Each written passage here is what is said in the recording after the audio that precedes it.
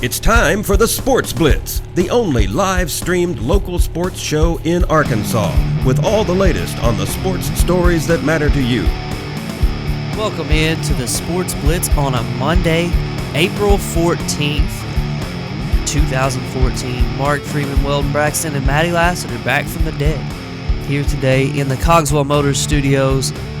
We've got a lot of local sports for you, state and national sports. We may even go worldwide, you never know. But lots of wire-related topics for us today, where we just read off the news that's coming across the wire at this hour. And Weldon, lots of stuff to talk about. The Masters finished off last night. Bubba Watson got another win. I want to tell everybody why he's my favorite golfer here in a little bit.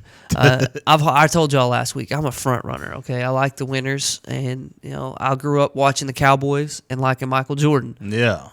I like LeBron James now. Hey. I mean, I appreciate excellence. Hey, it's easy to appreciate excellence, a lot harder to reach excellence. It's but true. But with Bubba Watson, he's a guy, winner 2 of the last 3 years, only lefty to win multiple majors, along with Phil Mickelson.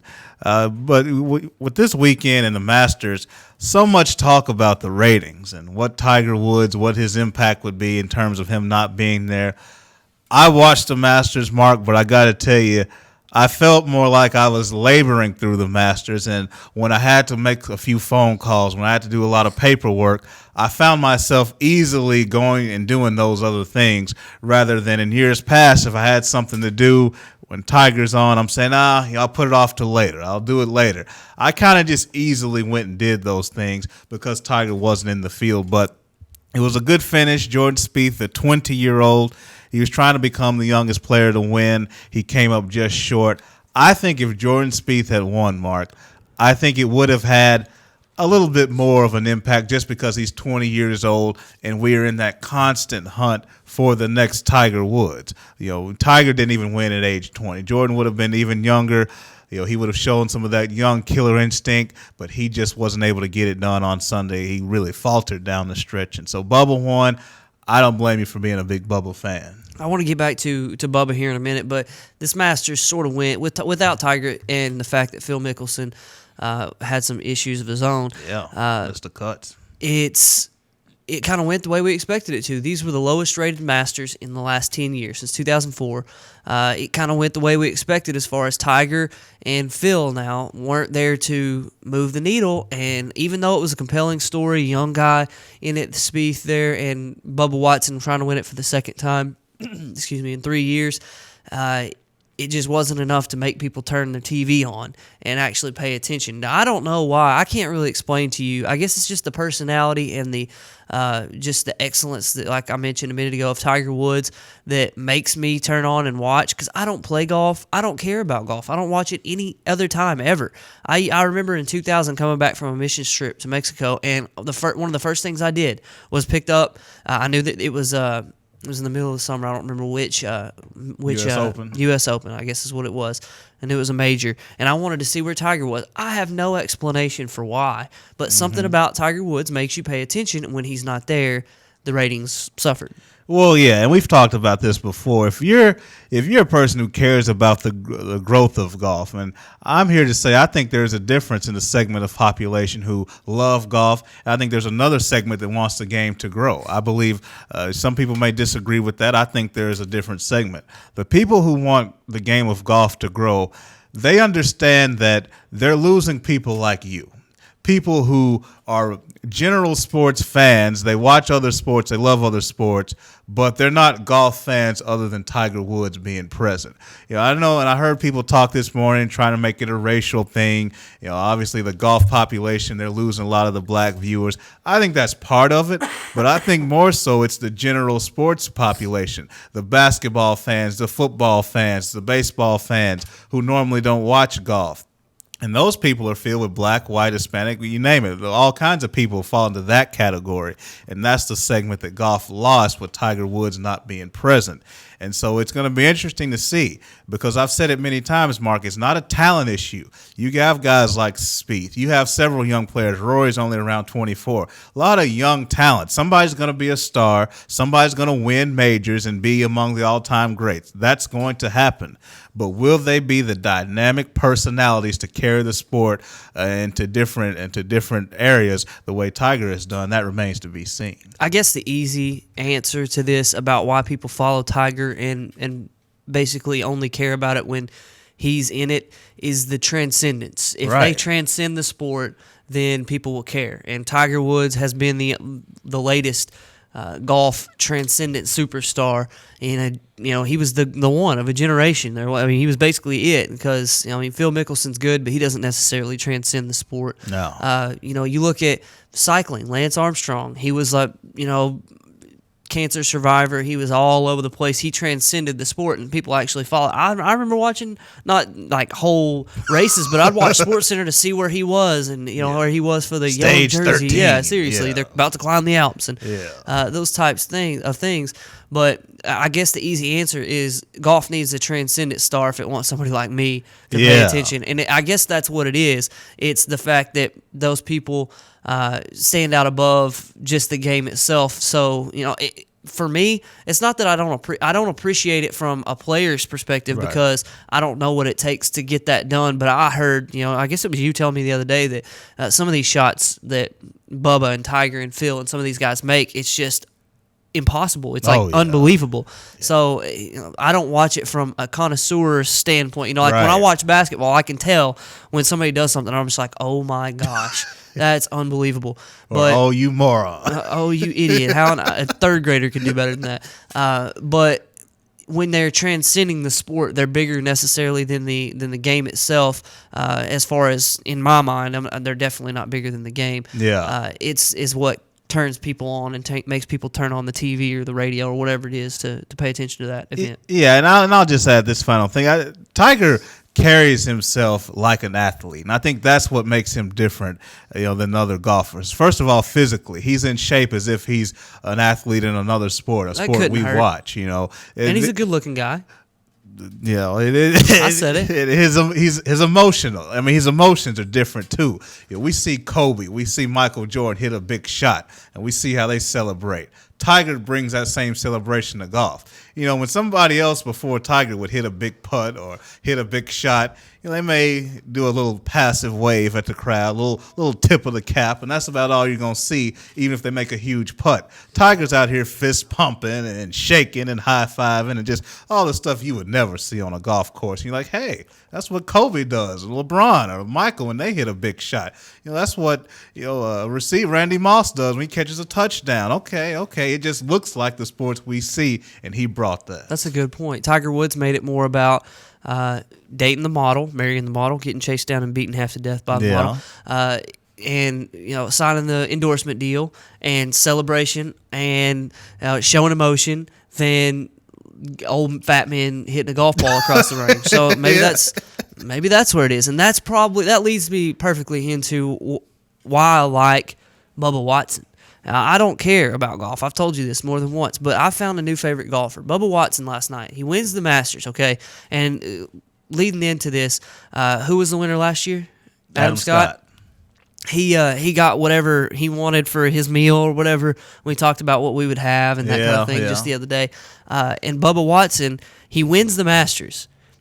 And then he goes to Waffle House. I just want to explain why I love Bubba Watson. Ahead. Look, he's left-handed. He's never had a golf lesson. He loves Waffle House. He's from the South. He's me.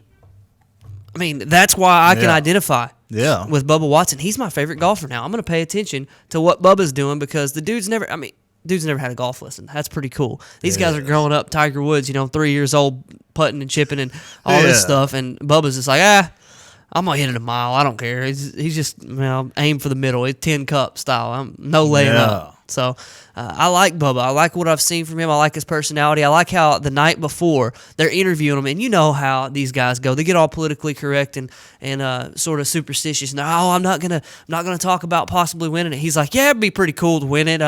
It'd be cool if I had to put the jacket on him and then he had to put it back on me. And he's just talking about it like no big deal. And then he goes out there and just takes a hold of it. And the thing with Bubba, it comes natural. These golfers nowadays, they have 3 or 4 different coaches. They have a putting coach, a driving coach, a short iron coach, a and they short wonder game why they coach. screw everything up. Yeah, I mean they have a coach for everything. They have all these different regiments and all these things. And Bubba is that guy that just goes and plays. So he's somebody that the common man can identify with. He has that quality about him. And the thing about it, he is extremely skilled. He plays like a player who has had a lot of lessons because his short game, we think about, he's long off the tee. His short game is great, being able to hit out of trouble and around different trees. What he can do with a golf ball in terms of how he can cut it, or how he can hook it around trees and just steep angles. I mean, a tremendous amount of skill to go with the fact that he's more of a pure player.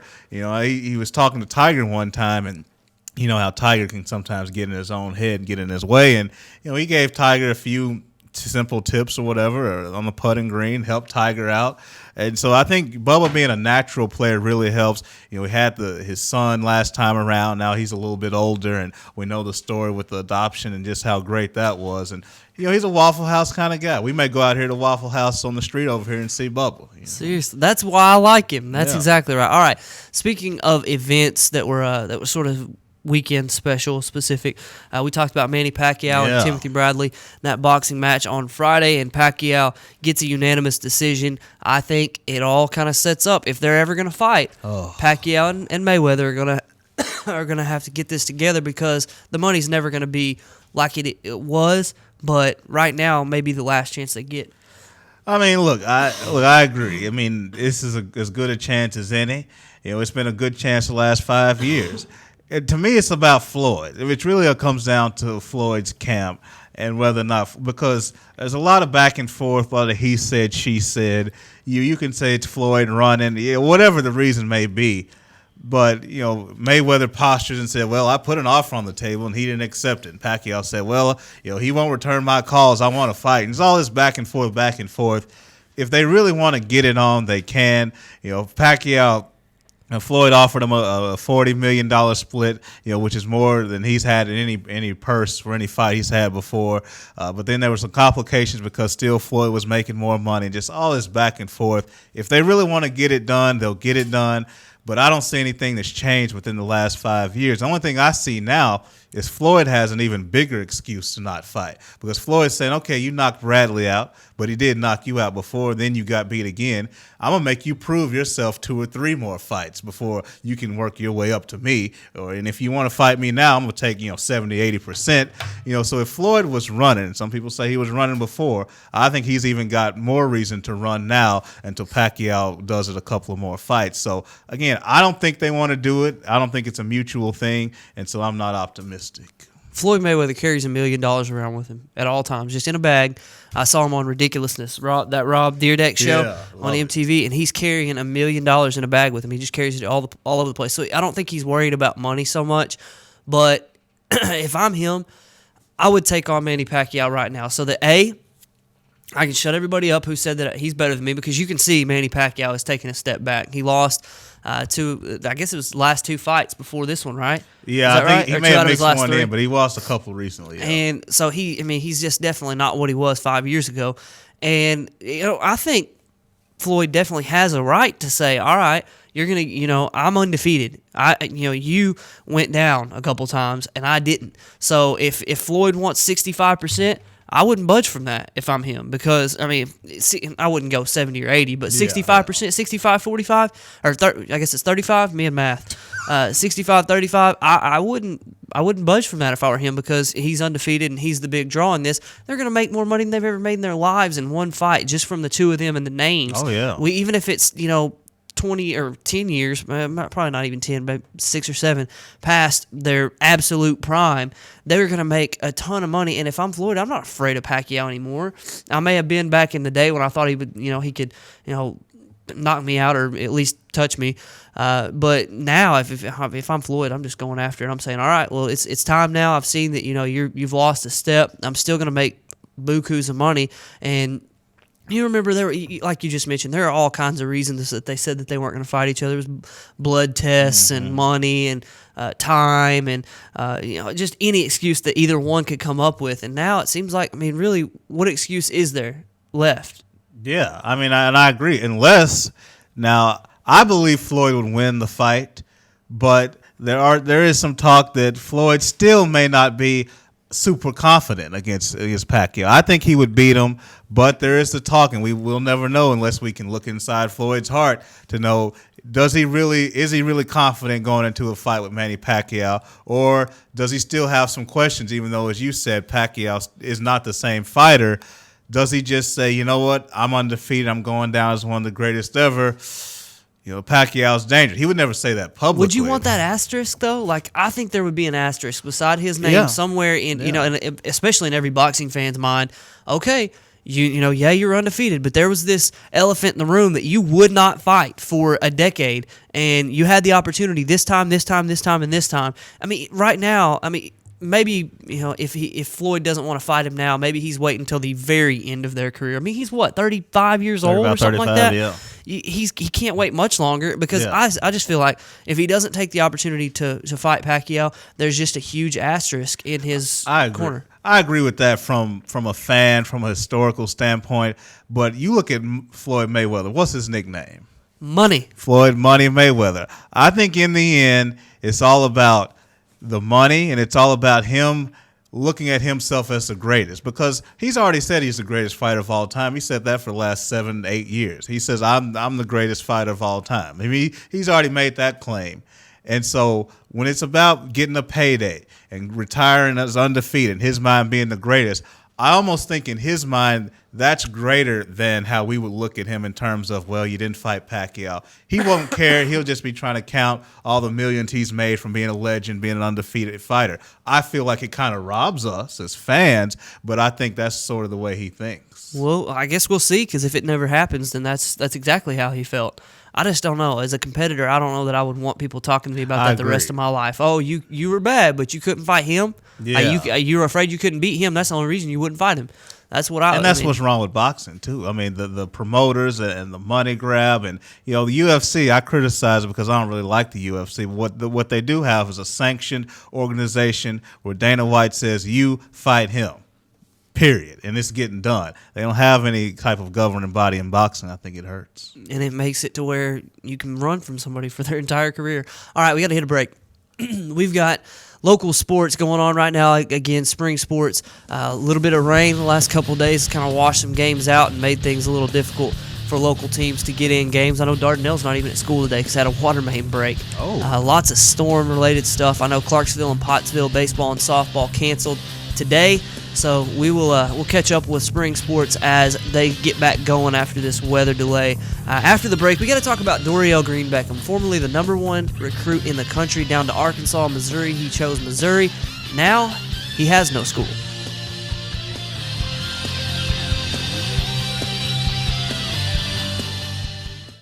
Hi folks, Richard Roberts with Cogswell Motors in Russellville.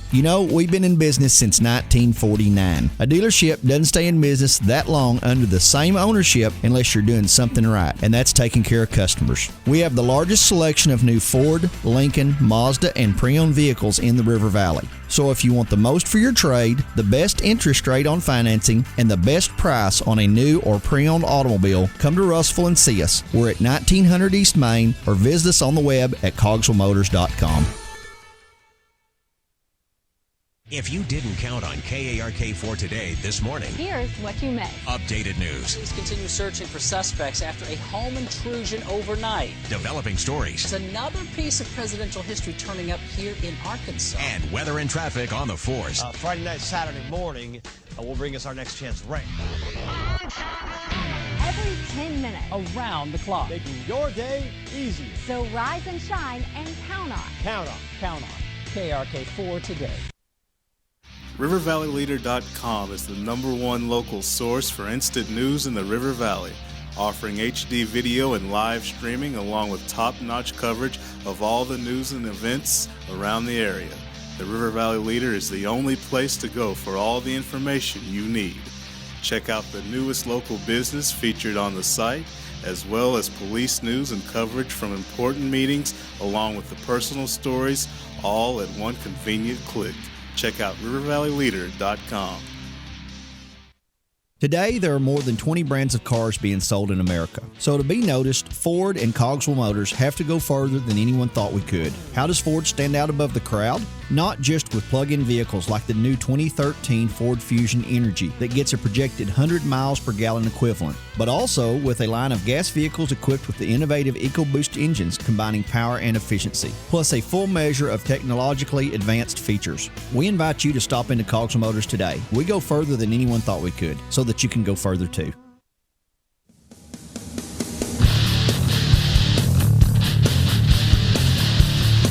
Welcome back into the Sports Blitz on a Monday. Mark Freeman, Weldon Braxton, Matty Lassiter in the Cogswell Motors studios. We brought a lot of sports news already. We got some more along the wire right now. Dorial Green Beckham. I talked about it before the break. He was a finalist, Arkansas and Missouri back in the day. I guess it was 3 years ago. He was the number one football recruit in the country, a wide receiver out of Springfield. And he... Great talent. They were calling him. I remember people in high school calling him the LeBron James of of high school football. He was just dominating everybody. He was the best player in the country, consensus number one guy.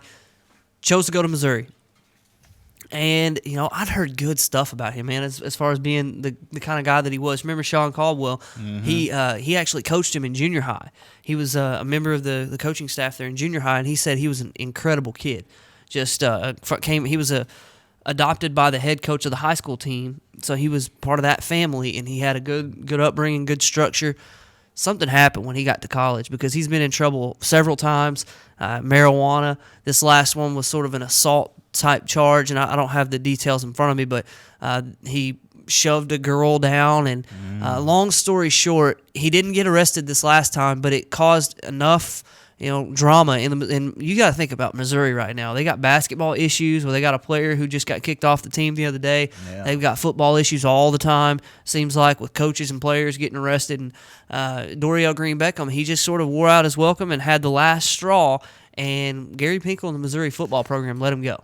Yeah, they let him go. And it's a tough situation. It really says to me, Mark, about how do you handle fame? How do you handle success? Because you laid it out in terms of his upbringing. And I know a lot of players that get in trouble, we think that they were raised a certain way or they weren't raised, and that was a problem. And that is the case a lot of times. But you also see parents or kids who are raised in good homes, good families also go astray. And so it's really about, are you prepared to handle success? Because when you are a big-name college athlete, you are a star on that campus. Just like pro athletes get treated differently when they go out to different cities and all types of temptation and things of that nature is thrown their way and all kinds of things they can get into. That's how it is on a college campus when you're big time. You're a big name recruit, big name player. He had a big SEC championship late in the year. He played well for the Missouri team, and you have to be careful. You have to put yourself in the right situation. I touched on Colin Kaepernick and his situation the other day that he's got going on in Miami, and you just have to be cognizant of it. You have to put yourself in better positions and make better decisions. And unfortunately, he wasn't able to do that, and now he's off the team. I'll read a little bit here from a CBS Sports story. This is Jerry Hennon who wrote this, and he talked about how, just outlining the things that he'd been through. As a freshman, he was arrested for marijuana possession, one of several players on the Missouri team. He was arrested in January for possession of marijuana, but that charge was dismissed against him because somebody else in the car claimed it was theirs. And then this time, what had happened was he was suspended indefinitely because of a weekend incident in which police were called to a Columbia apartment complex after Green Beckham allegedly forced his way into an apartment and pushed a female victim down at least 4 stairs. Green Beckham was not arrested and is not facing charges from the incident, but He was suspended indefinitely on Monday. He was dismissed on Friday. He's entered counseling. He's going through the whole process. And look, Dorial Green Beckham he's had some issues. And there are plenty of people. We're going to talk about Alden Smith here in a minute. You want to talk about issues. That guy's got some shoes. And Dorial Green Beckham has had some issues, but my question is, because I want to tie this into the Razorbacks, I want to tie this into the state of Arkansas. He was down to Arkansas, Missouri. If he goes through this counseling, he gets all his issues worked out, and he were to say, I want to transfer to Arkansas, would people have him? I think that's a question a lot of football fans would say, heck yes, let's take him, because our football team could use a guy like that on the field. If you're Brett Bielema, you're trying to build a program that is above the fray, and if he can, I just wonder. I'll just put the question out there. I'll let you answer it. Do you accept him if you're Brett Bielema? Obviously, I think we've answered the question that fans would accept it. I think fans would. I just have a hard time because I'm trying to think of a precedent, because and I think the proximity, for some reason, it does play a role into it. The fact that it is Missouri, it is the border. It is a sort of a close ties in terms of him almost coming. You don't often see transfers like that. Like, you don't see a lot of USC to UCLA transfers. You don't see a lot of big name players transferring within the SEC. I mean, I know there's some, Nick Marshall, but he went to junior college for a year and kind of had an issue. But even then, he was just going to be a defensive back at Georgia. Zach Mettenberger did it.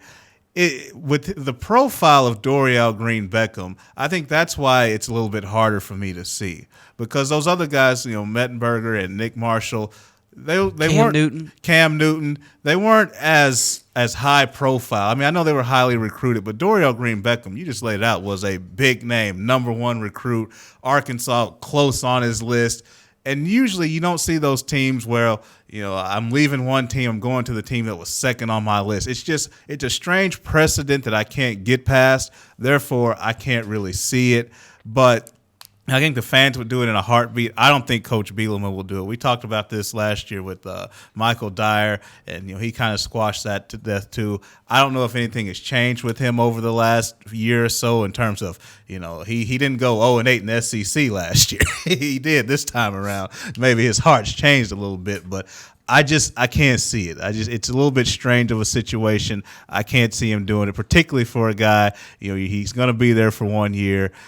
He's a big profile name. I just have a hard time getting there. That's true. He is only going to probably be there for a year because he can go pro after this year. That's a good point. Well, you made a believer out of me as far as making it on the negative side. Well, let me see if I can make the other point now, because I agree. Now that you said that about being there for 1 year, he's a rising junior, so he'll have to sit a year, and really before he would even play, if he did decide to transfer to Arkansas today, before he could even play, he could be eligible for the NFL draft before he ever came and played a down. So he could leave, but let's say hypothetically, theoretically, he decided he wanted to come and play football for the University of Arkansas, and he was actually going to play for a year. There are guys like Zach Mettenberger and Cam Newton and Michael Dyer who've had to make transitions from one school to the next based on not performance, but legal issues and things like that.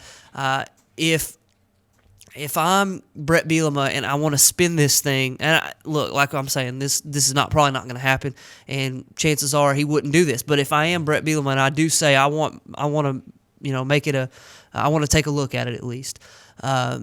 With Dorial Green Beckham, I spin it this way. Look, he's gone to counseling. He's got the help that he was looking for. We're going to get him away from his boys that he was hanging out with in high school and in college, and the whole circus that went into recruiting him. The limos and the helicopters coming into his. I mean, he has to have thought, I'm just bigger than anything. Now, I'm not giving him any excuse for what he's done, but if I'm Brett Bielema and I could say, look, we can get him away from that, he's still going to be closer, because that was the whole thing whenever he was being recruited by Arkansas. The Fayetteville campus is closer to Springfield than Columbia is. So he's still going to be closer to his parents and family than he was before. He's going to be able to compete at an SEC level. He's going to be able to be involved in one of the most tight-knit I can see Brett Bielema doing certain things to kind of set a little cocoon around him and set him up for success in that way. But now that I've thought about it, and the fact that he could just leave after a year, not even ever step on the field, that would put some trepidation in me if I were Brett Bielema. Yeah, I think so too. And I guess part of it, the way I'm looking at it, is also from Dorial Green Beckham's perspective. I almost think the small school transfer down, play right away. I think that's going to be what it comes down to. If I had to rank it, I would say he could sit out and just not play, but that kills your draft stock. I mean, I don't care how good you are. When you're unseen, unheard of for a year, that's hurts your stock. And so then I'm looking at the small school route. We've seen a number of really good athletes who, they're almost at the end of their, not the eligibility, but the time they have to be in college, and they go play down somewhere. And he may go have 2,000 yards receiving, at a smaller school, and then kind of go into the draft. And while his tape will be against lesser competition, at least he'll have some tape, and you can always go back and see what he did in Missouri. I almost think I don't know if it's the more likely route, but it may be the better route for him. Go play small, stay on the field, stay in a rhythm, have some film, and then go into the NFL draft. I think that's probably what you'll see, but I could be wrong. No, you probably are right. You saw Tyrann Mathieu, the Honey Badger. It worked out all right for him the way he went about it. So we'll see what happens with DGB. Weldon's already talked me out of him coming to Arkansas. So there goes my excitedness about the number one player in the country possibly being in Arkansas. Did you think it was really possible? Or you think it's something that you could think about? But not really probable. Yeah. It was kind of one of those things where, man, I remember I was in the gym. I talked about it before. I was in the facility whenever Bud Walton had all those recruits, and he was one of them. I was stoked. I was pumped. And on the day of his announcement, we were sitting in here in the office, and we were watching the TV, and Tom Luganbill's microphone wasn't off like it was supposed to, and he said, "It's Arkansas." Yeah. And you heard him say that. And then he puts on that Missouri hat, and I was just like, it was a kick to the groin. I remember that. So I was just kind of hoping that he could come play for Arkansas and kind of this full circle of life type thing. So, but yeah, now that you've mentioned it, you just ruined my hopes and dreams. Weldon's just too smart for me. I can't think the way he does. I just think let's just do it.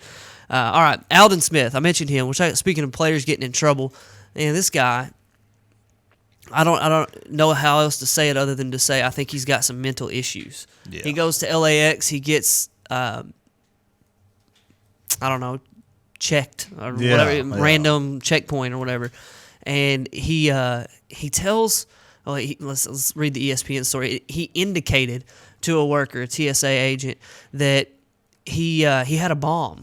He didn't have a bomb, but he said that. I guess he was just mad about being checked again, and maybe he felt like he was being profiled or whatever. But that's a national security thing, and according to this ESPN story, it's punishable by up to a year in jail, and it's a really, really big deal. It's one of those things you just don't do. Aldon Smith, man, his career in the NFL may be over. It is, because he's got multiple pending cases out against him. I mean, not just one, not two, but he's got 3 separate issues, alcohol issues and things with his sobriety, and he's trying to get past that, and it's just not a good thing for him. We know the league is image conscious. We've said this over and over. We know they like to protect that shield, and Aldon Smith right now is kind of tarnishing the shield a little bit. I think he's going to, at the very least, have to take some extensive time away from the league to get his counseling and then the disciplinary action. We know it's disappointing because he's a sensational football player, a great pass rusher, but he's got a lot of issues right now that he needs to deal with personally, and the NFL needs to get this blemish off them altogether. I think he will be dealt with long term in terms of a suspension. Listen to the rap sheet for Aldon Smith. Now you got to factor in that this is the cherry on top of all this. He missed 5 games this past. Okay, in November, Smith pleaded not guilty to 3 felony counts of illegal possession of an assault weapon, stemming from an incident at a party at his home in 2012. He also missed 5 games the past season while spending time in an alcohol treatment center. Excuse me, allergies are killing me. He entered treatment voluntarily 3 days after he was arrested for drunken driving for the second time in early 2012. Despite the 5-game absence, I don't want to talk about his stats. He already talked about that. He's facing charges for both the arrest and for the incident at his home and the September arrest for drunk driving. And he's going to get league discipline under the player conduct policy. Like you said, his career is probably over. Yeah, I mean, it's really tough because, a sensational player. I mean, it's been tough for San Francisco. I mean, I'm not trying to change the subject or anything, but, it seems like when you have a great team, when you have a great roster, you have to capitalize when you have a chance to do it, because NFL teams don't stay great year after year after year without winning unless you have Brady or Manning as your quarterback. And I think San Francisco's window in terms of this run, because they've been an elite team for 3 years, and with free agency and injury and guys getting older, you don't typically see that. So what happens now? You're losing guys to free agency. You're getting guys arrested here in Aldon Smith. Kaepernick's facing his issues. They've got guys who are looking at retirement. Navarro Bowman won't be ready to start the year because of the horrible knee injury he suffered against Seattle. So, again, not trying to switch gears completely, but it gets me to thinking about San Francisco, an elite, talented team the last 3 years. They've been to Super Bowls, conference championships, but they haven't been able to take advantage. And you wonder now, are they going to start to take a slide back? Because it's inevitable. No matter how great of a job you do as a GM and as a front office, you start taking slides. And I wonder if that's going to happen with San Francisco. Yeah, well, there's nowhere to go for them, but down. They're sort of at the top. And Aldon Smith, 12 sacks in, 14 games? No, he missed 5 games, so 11 games this last year. The guy's a freak. He's an incredible athlete, and you take him away and all the free agents that they've lost, and it's just not going to be good. All right. The University of Missouri hates us for this segment. That's just, Seriously, by the way, sponsored by anybody who hates Missouri. All right, we'll be back. We got some NCAA basketball into NBA. I think it's going to transition pretty well. We'll see if I can't not die during the break.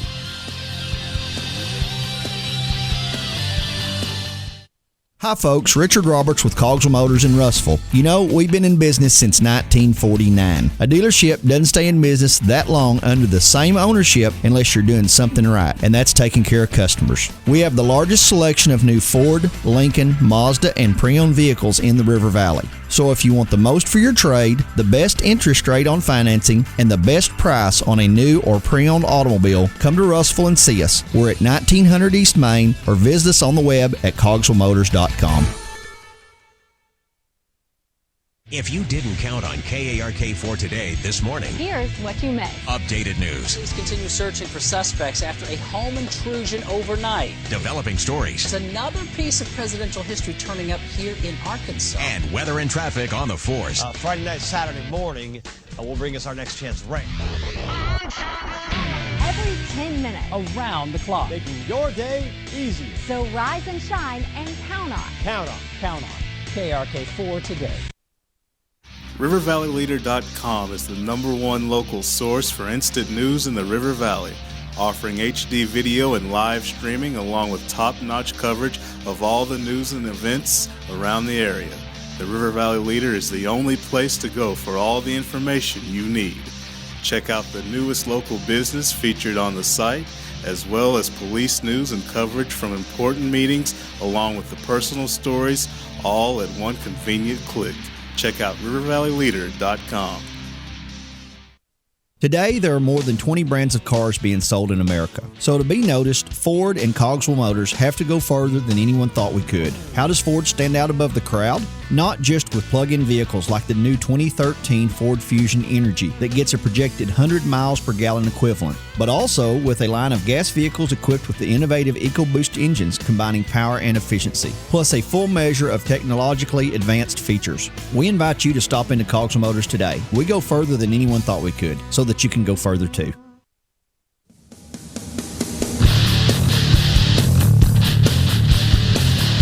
Welcome back into the Sports Blitz. We've got some NBA and NCAA basketball news right now. Weldon's got a little bit of a list going here of players who are going to the NBA out of college. We know about Andrew Wiggins. We know about Joel Embiid.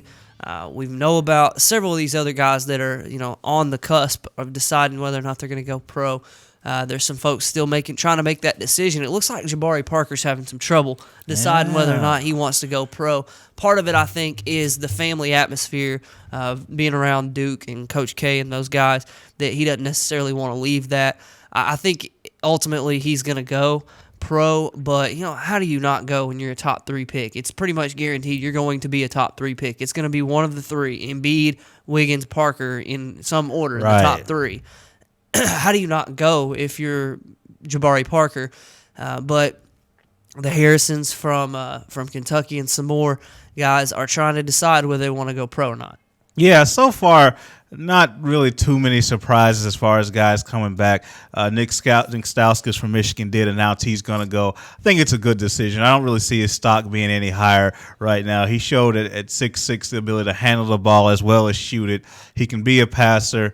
You probably, I would say, a little smaller, less athletic version of Chandler Parsons. But what's wrong with Chandler Parsons? He's a really, really good role player, probably one of the best role players in the NBA. And so he's going to be a mid to maybe in the late teens, into the 20s of a draft pick, which I think is great for him. And a guy that surprised me is Jarnell Stokes. I say surprised. His stock is pretty high. He's still not in a lot of people's first rounds, though. But when you look at how Tennessee closed the year, I don't know if it's going to get much better for him. So, Jarnell, he goes ahead and declares. Julius Randle, I don't know if it's official. I think he may, but we know he's going to go whether or not it's official. And you start to look at his game, and I think he can be a really good player. I think he's got to be more committed to dominating inside.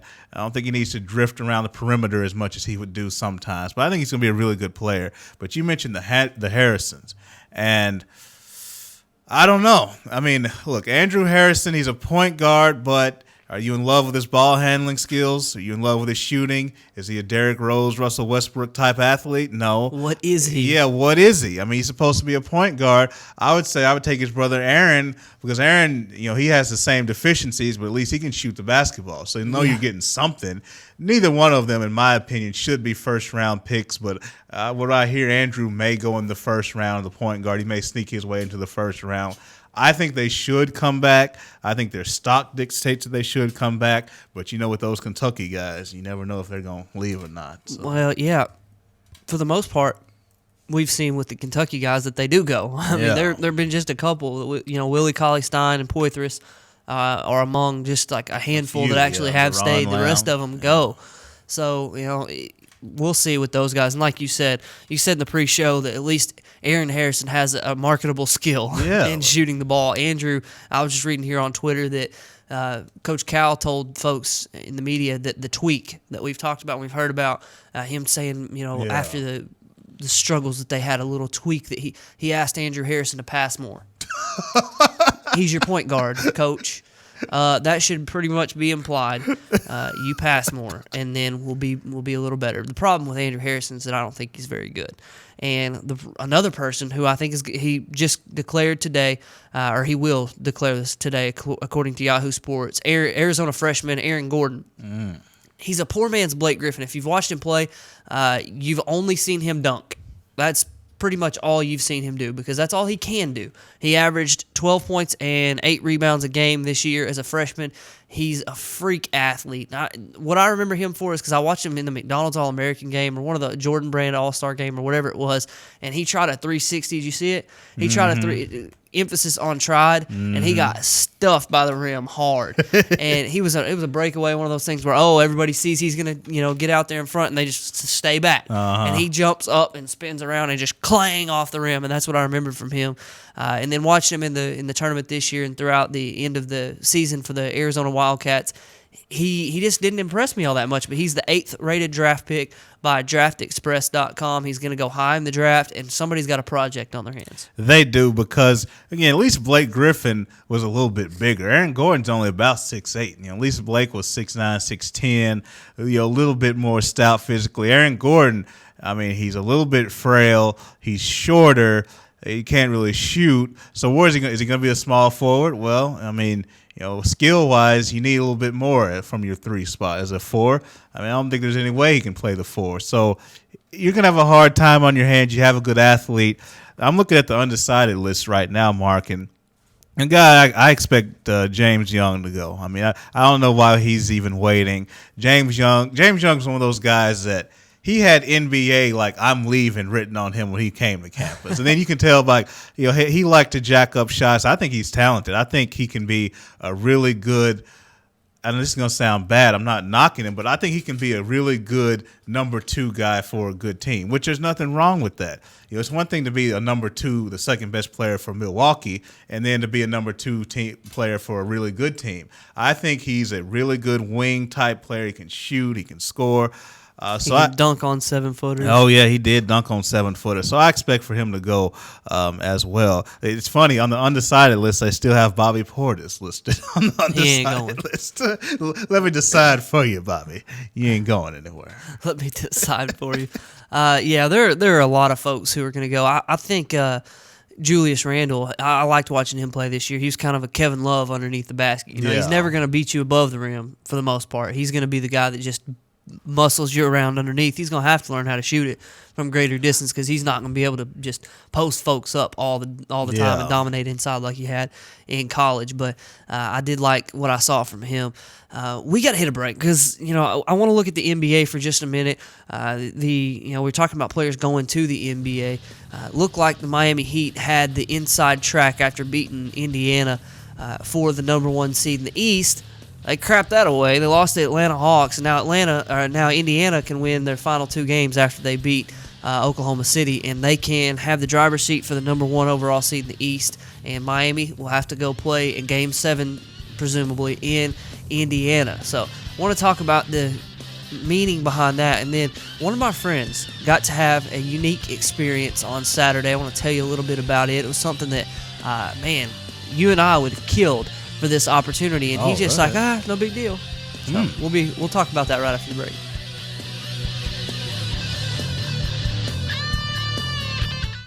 Hi folks, Richard Roberts with Cogswell Motors in Russellville. We've been in business since 1949. A dealership doesn't stay in business that long under the same ownership unless you're doing something right, and that's taking care of customers. We have the largest selection of new Ford, Lincoln, Mazda, and pre-owned vehicles in the River Valley. So if you want the most for your trade, the best interest rate on financing, and the best price on a new or pre-owned automobile, come to Russellville and see us. We're at 1900 East Main, or visit us on the web at cogswellmotors.com. If you didn't count on KARK4 today this morning, Here's what you missed. updated news, Police continue searching for suspects after a home intrusion overnight. developing stories, It's another piece of presidential history turning up here in Arkansas. and weather and traffic on the force. Friday night, Saturday morning will bring us our next chance rain. Every 10 minutes. Around the clock. Making your day easier. So rise and shine and count on. Count on. Count on KRK4 today. RiverValleyLeader.com is the #1 local source for instant news in the River Valley, offering HD video and live streaming along with top-notch coverage of all the news and events around the area. The River Valley Leader is the only place to go for all the information you need. Check out the newest local business featured on the site, as well as police news and coverage from important meetings, along with the personal stories, all at one convenient click. Check out RiverValleyLeader.com. Today, there are more than 20 brands of cars being sold in America. So to be noticed, Ford and Cogswell Motors have to go further than anyone thought we could. How does Ford stand out above the crowd? Not just with plug-in vehicles like the new 2013 Ford Fusion Energy that gets a projected 100 miles per gallon equivalent, but also with a line of gas vehicles equipped with the innovative EcoBoost engines combining power and efficiency, plus a full measure of technologically advanced features. We invite you to stop into Cogswell Motors today. We go further than anyone thought we could, so that you can go further too.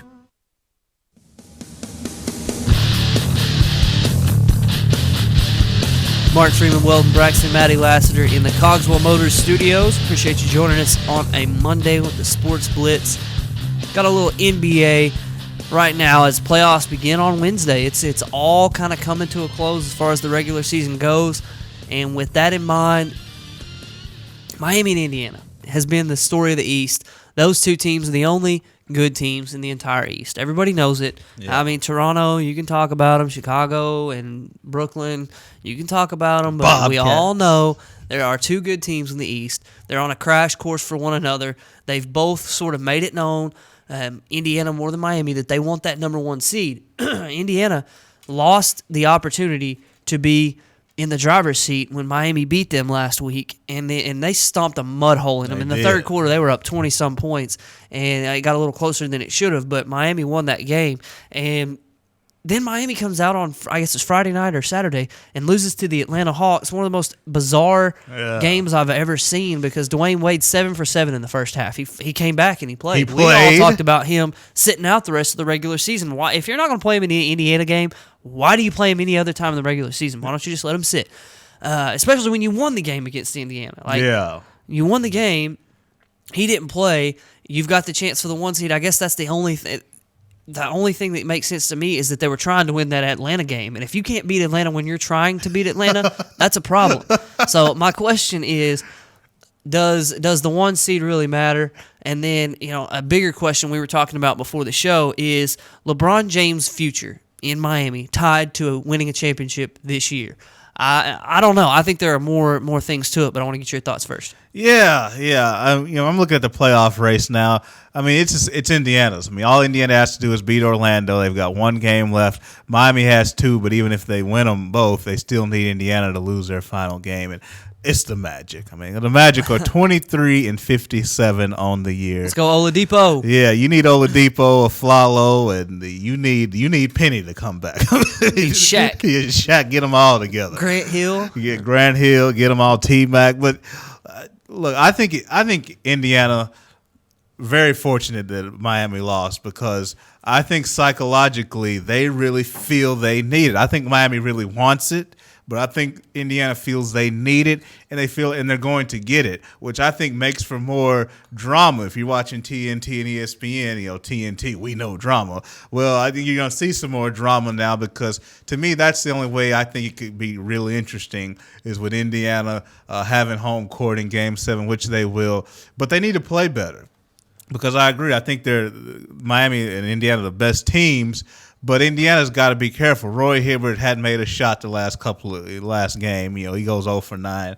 And I'm looking at the matchups. I don't think Atlanta would beat them, but then they would take on the 4-5 winner Brooklyn and Chicago.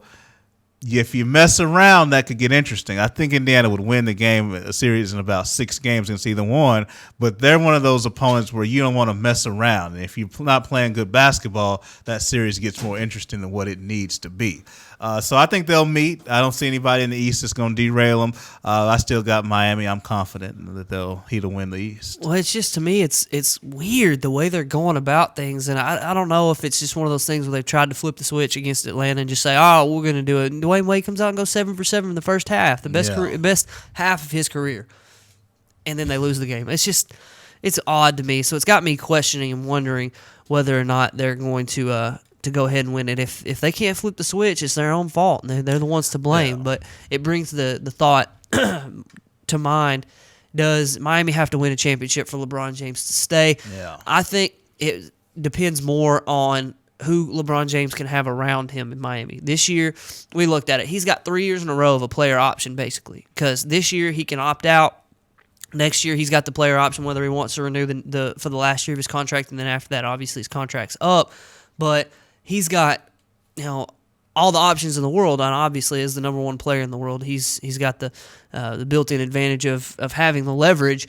He, I think, is all about winning championships. I don't think that's debatable, because the fact that they took less than max money, they came together, they've done what they've done, go to the finals 3 years in a row, chance to do it again. So the conversation is if Miami loses, say Indiana takes out Miami, what happens to the big 3? What happens to this Miami team? You had an interesting point in the break that I'm not going to steal from you. I'll throw it back to you, but I find it hard to believe that he goes anywhere but Miami. Yeah. But they're going to have to retool that roster. And it's all about the roster. You're right on the money in terms of what LeBron James values.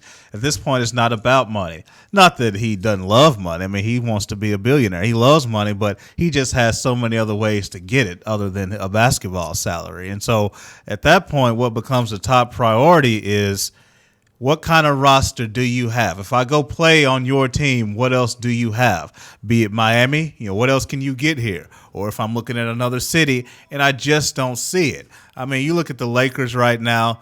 What kind of Kobe's there. He's a dominant figure. He's making too much money. You can't build a roster there. Chicago, you want to go play with Derrick Rose.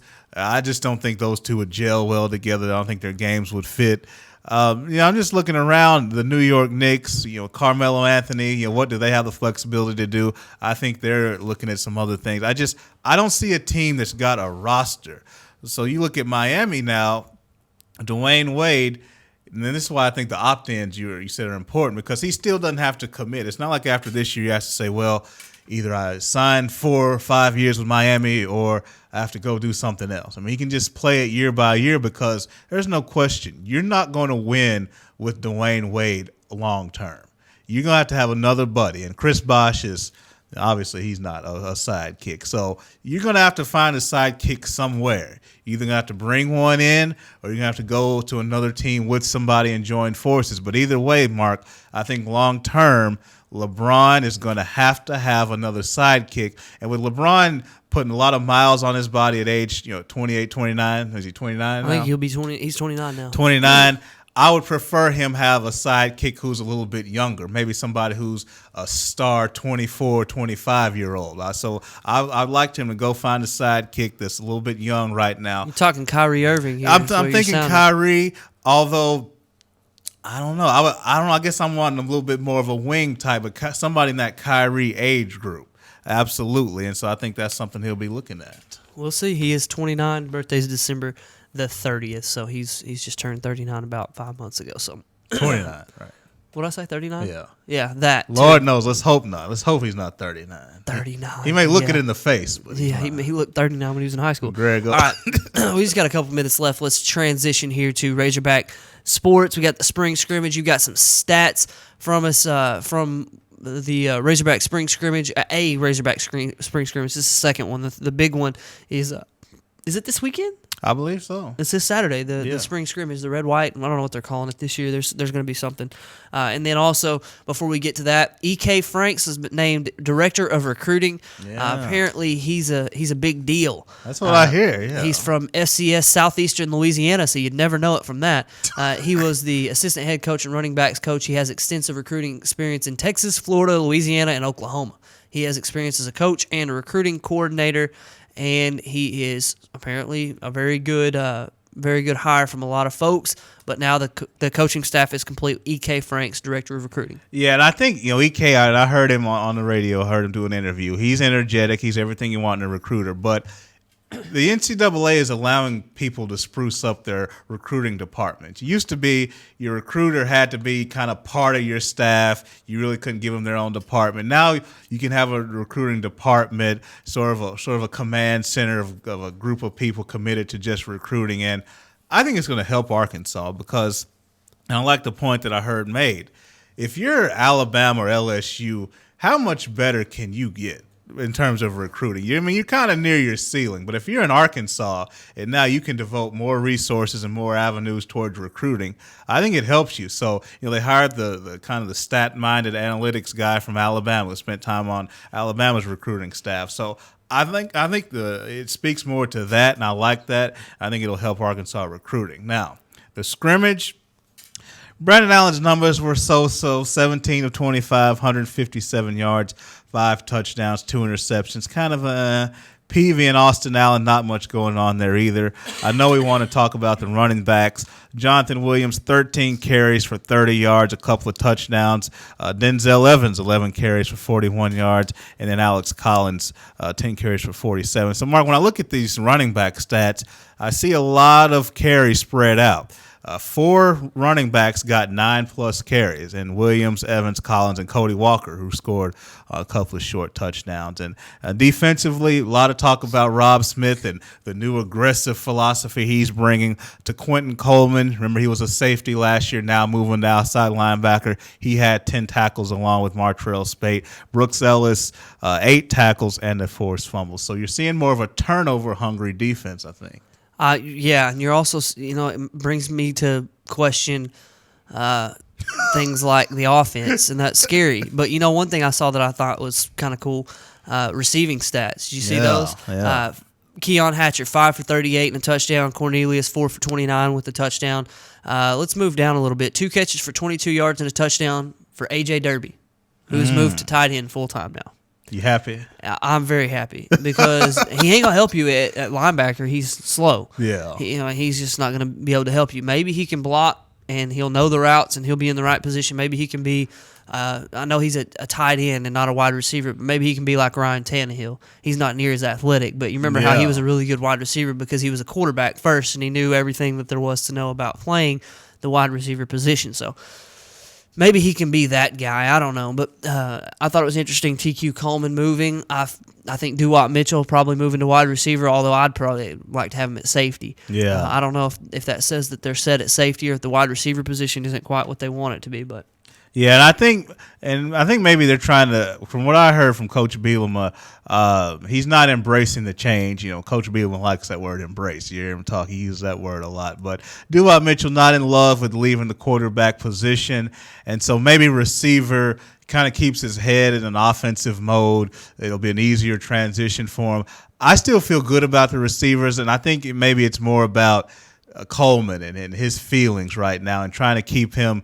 Maybe not pacifying, but at least kind of keep him on the offensive side, kind of keep his head, in an offensive mentality. But the spring scrimmages, particularly these scrimmages leading up to the spring game, they're kind of tough to gauge because coaches will emphasize different things in different scrimmages. I mean, look at how the ball was spread out in the running game. We know that's not really realistic.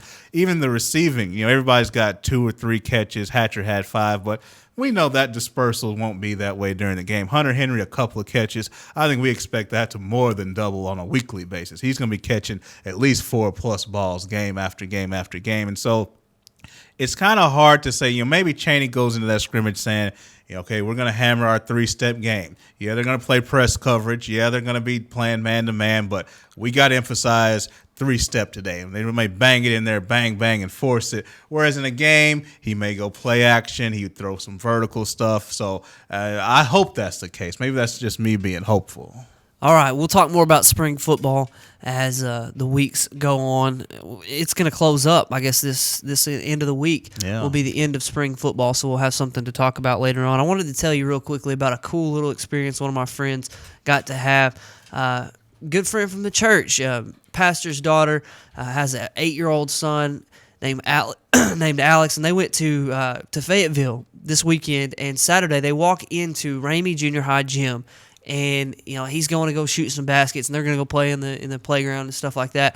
And he walks in to shoot, and who's there but Kiko Haidar and the entire Razorback basketball team? And he's standing over there. They said it didn't hit him until afterward because he's just playing with the guys. He's shooting baskets. Kiko's throwing the ball back, telling him he had a great-looking shot and all this stuff. Didn't hit him until after.